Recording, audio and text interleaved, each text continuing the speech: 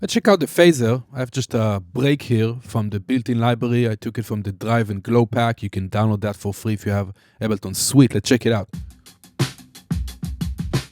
Okay, let's load phaser on it.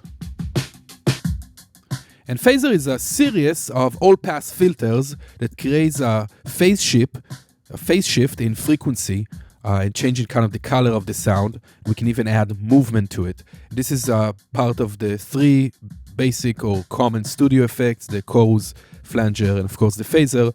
The chorus and flanger we cover in other videos.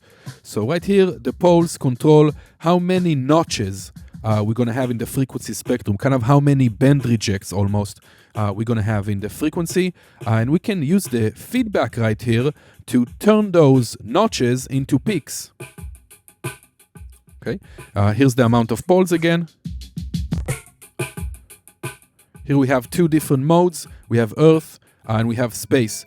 And those are basically decide the space or the difference in frequency between all those different poles. Earth can further be changed, the time and the space between those frequencies with the color. Here we have the dry-wet knob mixing between the non-affected dry signal to the full wet signal. And here we have the frequency. It's basically going to shift all those filters, all those peaks in this case, or notches, up or down.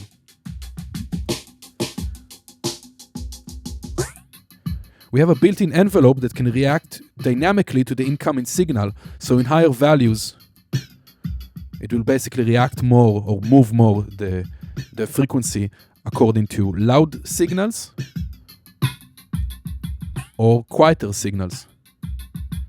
We can change the timing of the envelope with the attack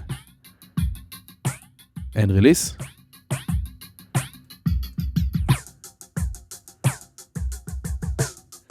And we have a built-in dual LFO, like all the other built-in LFOs. Here is the amount.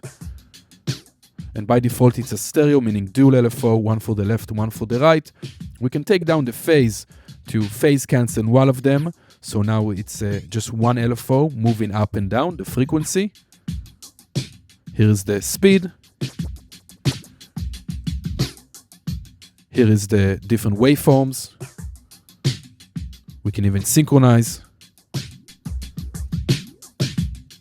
And when it's not synchronized, we can also spin it, meaning that it's going to detune both LFOs relative to each other to create some cool stereo effects and movement. So the phaser effect, very cool effect. It is a modulation effect, meaning that it can add movement to the sound. You can use it on anything that is too static. You can add it on synths and guitars to add more funky to them. And overall, very useful, very classic effect.